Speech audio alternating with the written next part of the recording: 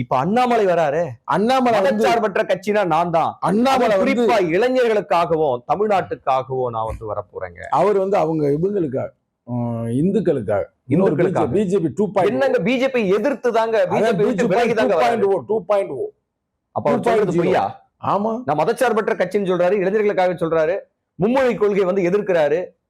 எப்படி அவரை போயிட்டு நீங்க வந்து மறுபடியும் வந்து அவர் வந்து 2.0 அமித்ஷாவின் அடியால் ஆட்டுக்குட்டி அண்ணாமலை. அமித்ஷா கொடுத்த அசைன்மெண்ட்ல தான் வந்திருக்காரு. ஆனாலும் கூட இன்னைக்கு அண்ணாமலை அவர்களுக்கு பிறந்த நாள். அவருக்கு பிறந்த நாள் வாழ்த்துக்களை விடுதலை சிறுத்தை இளைஞரணி அறிவிக்கிறது. சார் என்ன ஒரு இல்ல, அவர் தமிழன் தானே, என்ன ஒரு தமிழன் என்ற முறையில் நம்ம அவரை பாராட்டுறோம். ஆனா நீங்க விமர்சனமா வைக்கிறீங்களே, மதச்சார்பற்ற கட்சி தொடங்க கொள்கை ரீதியாக அவர் நமக்கு எதிரி, நட்பு. ஆனா கொள்கை ரீதியாக தான் அவர் தாவேக்க கூட தான் இப்பதான் வந்து கொஞ்சம் நம்பிக்கை வந்திருக்குன்னு சொல்றீங்க. அவங்க எப்படி செயல்பட போறாங்கன்றது தெரியல.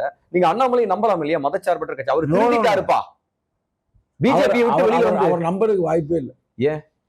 அவருடைய பல்கலைக்கழகம் எந்த பல்கலைக்கழகம்? RSS பல்கலைக்கழகத்துல இருந்து படிச்சு வந்திருக்கிறாரு.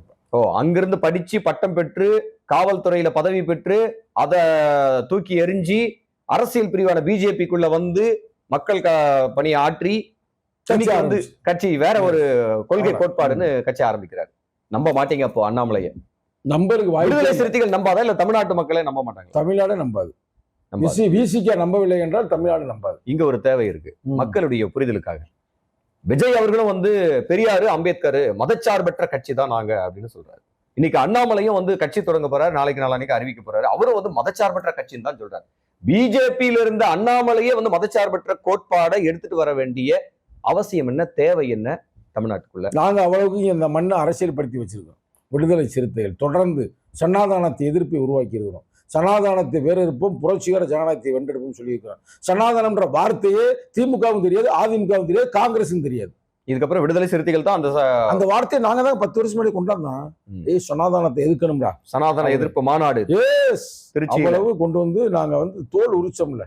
RSS கும்பல் எங்கேயுமே வாழாட்ட முடியாத அளவுக்கு வாழை ஒட்ட நறுக்கணும்ல. அதே இவரெல்லாம் வந்து கட்சி மதச்சார்பின்மைன்னு சொல்லாடலை பயன்படுத்துகிறார். சரிங்க. அப்ப நீங்க சொல்ற மாதிரி திமுக, அதிமுக, பிஜேபி கூட்டணி வைப்பதற்கும் வாய்ப்பு இருக்கு, பேசிக்கிட்டு இருக்காங்க. ஆமா, சீமானும் போறாரு. திராவிட சங்கி அந்த கூட்டணி அப்படின்ற மாதிரி நீங்க சொல்லிட்டீங்க. இன்னொரு பக்கம் நீங்களும் தாவேக்காவும் தான் இருக்கிறீங்க. ஆமா, தாவேக்காவை இப்பதான் கொஞ்சம் கொஞ்சம் நம்பிக்கை வருது அப்படின்னு சொல்றீங்க. அப்போ உண்மையான சமூக நீதி, சமத்துவம், அம்பேத்கரையும் பெரியாரும் லீட் பண்ண போற அந்த தமிழ்நாட்டினுடைய அரசியல் கட்சியில விடுதலை சிறுத்தைகள். ஆமா, நாங்க தான் எங்க கூட்டணி தான். குறிப்பா நாங்க, அப்புறம் எங்களை சார்ந்து இருக்கிற அனைத்து அமைப்புகள். இது எப்படி கன்சாலிடேட் ஆகும் அப்படிங்கிறது ஒரு ஏற்கனவே வெற்றி பெற்றிருக்காருல்ல, அவரு தனியாக வெற்றி பெற்றிருக்காருல்ல. இப்ப நாங்களும் சேர்ந்துட்டோம்னா ஒரு பிரதர், இது வந்து ஒரு இயற்கையான ஒரு கூட்டணி பிரதர். அது தேர்தலுக்கு முன்னாடி எங்களை அழைத்தார். ஒரு இயற்கையா வருது பாத்தீங்களா, எல்லாமே பிரபஞ்சம் பாருங்க. யாரையுமே அவர் சேர்க்கல, சேர்ந்திருக்க ஆளு புறம் பாருங்க.